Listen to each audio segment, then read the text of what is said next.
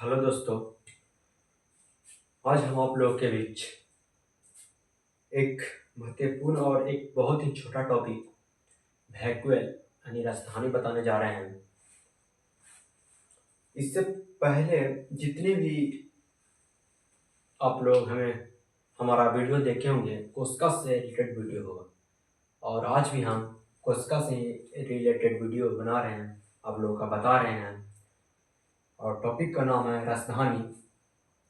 और इससे पहले हम बताए थे कि कोशिका द्रव में बहुत सारे कोशिका अंगक होते हैं। जैसे हम बता दिए हैं mitochondria, ribosome, lysosome, endoplasmic reticulum, ये सब भाग कोशिका द्रव में पाते हैं, कोशिका अंगक होते हैं। तो उन्हीं का एक भाग है कोशिका द्रव में ही पाया जाता है राजधानी वैक्यूअल। तो सबसे पहले हमें इसमें यह पता हो गया जो वैक्यूअल जो है यह कोशिका द्रव में पाए जाते हैं। और जितने भी आप पढ़े होंगे जैसे प्लास्टिड कोशिका द्रव में पाते हैं, प्लास्टिड के जो पेड़ पौधे में पाया जाता था। और इससे पीछे का वीडियो जो आप लोग देखे होंगे उसमें सेंट्रोसोम पढ़ाए थे, यानी तारककाएं, वह सिर्फ जो जंतुओं में पाया जाता था। उसी प्रकार से यह भी है जो निर्जीव संरचना है वैक्यूअल जो निर्जीव संरचना, जितने भी आप कोशिका अंग पढ़े होंगे कोशिका द्रव में पाया जाता था कोशिका अंग निर्जीव संरचना होता, सॉरी सजीव संरचना होता। लेकिन ये जो वैक्यूअल जो है ना वह निर्जीव संरचना। निर्जीव मतलब समझिए, एक सजीव होता है एक निर्जीव। सजीव और निर्जीव के बारे में पढ़े होंगे, तो यहाँ पे याद रखिए वैक्यूअल है राजधानी निर्जीव संरचना है।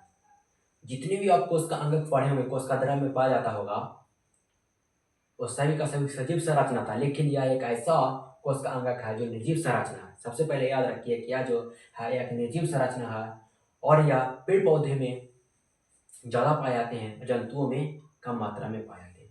पेड़ पौधे में यह ज़्यादा पाए जाते हैं यानी प्रचुर मात्रा में पाए जाते हैं, जंतुओं में कम पाए जाते हैं। कम यानी ना के बराबर भी हो सकता है पेड़ पौधे में राजधानी वैक्यूअल। पेड़ पौधे में यह ज़्यादा पाते हैं, जंतुओं में कम पाते हैं। हम जान गए कि राजधानी जो है पेड़ पौधे में ज़्यादा पाते हैं। हम अब जानना है कि राजधानी होता कैसा है। तो राजधानी का इस प्रकार से आकृति होते हैं। ये निश्चित नहीं है कि इसी प्रकार से आकृति होगा, इस प्रकार से भी आकृति हो सकते हैं। यानी आप किसी प्रकार से बना दीजिए, आकृति हो सकते हैं, इस प्रकार से आकृति हो सकते हैं। वैक्यूअल यानी राजधानी की आकृति। राजधानी का जो आकृति होता है इस प्रकार से होता है। और देख रहे होंगे कि जो इस प्रकार से आकृति है उसमें ये आप जो चारों तरफ देख रहे होंगे एक झिल्ली, बाहरी झिल्ली। इस झिल्ली को ही नाम दिया गया है क्या? टोनोप्लास्ट। इस झिल्ली को नाम दिया गया है क्या? टोनोप्लास्ट।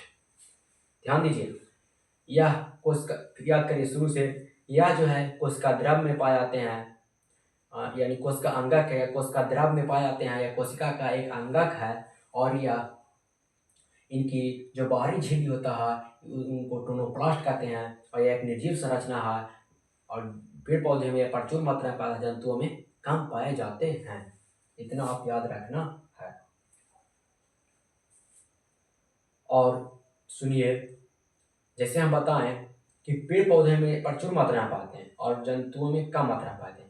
लेकिन जंतुओं में जब कम मात्रा में पाए जाते हैं ना, तो वह जल को संतुलित बनाए रखने का कार्य करता है। जंतुओं में अगर पाया जाता है वैक्यूअल राजधानियाँ, तो वह जल को संतुलित बनाए रखने का कार्य करता है। संतुलित मतलब समझिए बराबर, मतलब जल अधिक न होगा न कम होगा, नहीं संतुलित बनाए रखने का कार्य करेगा। बराबर बराबर, न जल को कम होने देगा, जल की मात्रा को न कम होने देगा न ज़्यादा होने देगा, यानी संतुलित बनाए रखने का कार्य करता है यह राजधानी वैक्यूअल।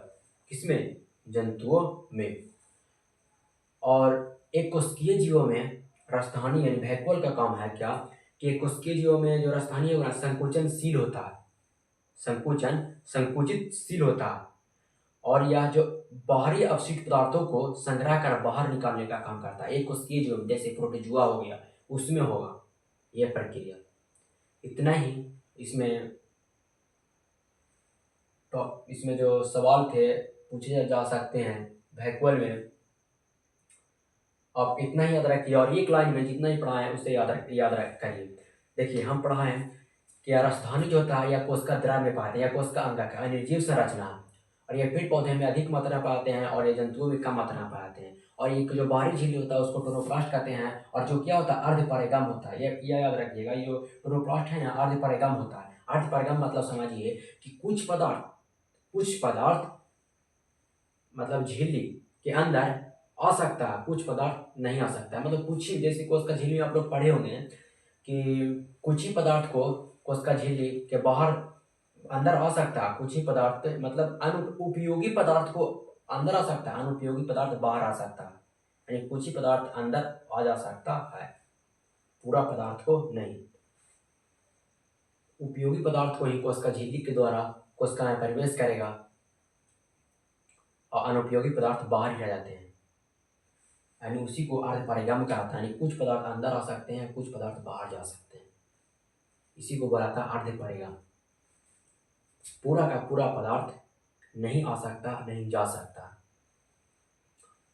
और इसमें बताएं कि एक कोशिकीय जीव जो होते हैं उसमें वैक्यूल जो होते हैं संकुचनशील होता है, और एक कोशिकीय जीव जो होते हैं उनमें अपशिष्ट पदार्थों को संग्रह कर उसको बाहर निकालने का काम करता है। कौन? तो वैक्यूल यानी राजधानियाँ। और हम बताएं कि जंतुओं में अगर वैक्यूल पाया जाएगा तो उसमें जल को संतुलित बनाए रखने का कार्य करता है। इसमें इतना ही पढ़ना है। और देखिए जो आप देख रहे होंगे इस प्रकार से आकृति या कोशिका रस भरा हुआ है, जो अब इस प्रकार से आकृति देख रहे हैं ना, इसमें कोशिका रस भरा हुआ है। यही कोशिका रस या पेड़ पौधे में पाए जाते हैं ना, यही जंतु में पाया जाएगा। तो यही कोशिका रस जो है जीव द्रव का निर्माण करता है, जीव द्रव का निर्माण करता है, जीव द्रव का निर्माण करता है जंतुओं में। अगर स्थानीय जंतु में पाएंगे तो वह जीव द्रव का निर्माण करेगा, यही जो है। लेकिन पौधे में कोशिका रस भरा हुआ रहता है, यही आगे चलकर जंतुओं में जीव द्रव का निर्माण करते हैं।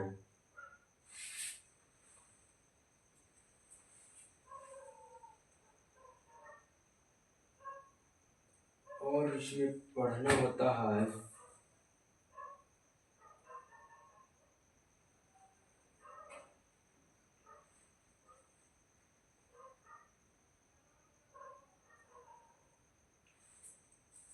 अभी तक हम जितने भी बताएं रसधानी यानी वैक्यूल के बारे में, इनके अलावा क्वेश्चन नहीं पूछे जा सकते हैं वैक्यूल से यानी रसधानी से। इतना ही तक आप लोग का पढ़ना है, और इतना ही याद रखिएगा। वैक्यूल रसधानी बहुत ही छोटा टॉपिक है। रसधानी एक लाइन में याद रखने वाला यह टॉपिक है कि यह जो है कोशिका द्रव में पाए जाते हैं। मतलब कोशिका का एकांग जो निर्जीव संरचना है, इनकी बाहरी झिल्ली को टोनोप्लास्ट कहते हैं।